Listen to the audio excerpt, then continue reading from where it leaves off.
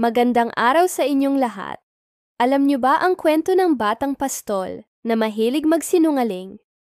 Halika't sabay nating alamin ang kanyang kwento. Sa isang payapang nayon, may isang batang pastol na ang tungkulin ay magbantay ng mga tupa. Pero alam niyo ba kung ano ang ginawa niya?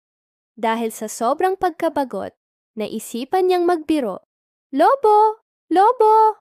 Sigaw niya ng malakas.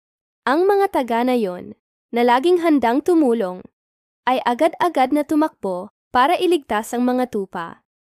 Pero ano ang nakita nila? Isang batang tumatawa. Wala namang lobo. Kinabukasan, inulit niya ang kanyang kalokohan. At syempre, galit na galit ang mga taga na yon. Pero alam niyo kung ano ang nakakatakot? Nang may tunay na lobo na dumating, sumigaw siya ng "Lobo! Lobo!"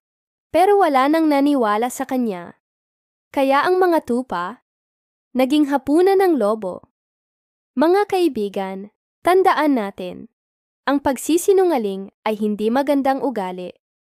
Kapag tayo ay patuloy na nagsisinungaling, kahit na nagsasabi na tayo ng totoo, mahihirapan na ang mga tao na maniwala sa atin. Salamat sa pakikinig. Kung nagustuhan niyo ang kwentong ito, huwag kalimutang mag-subscribe at i-like ang video na ito.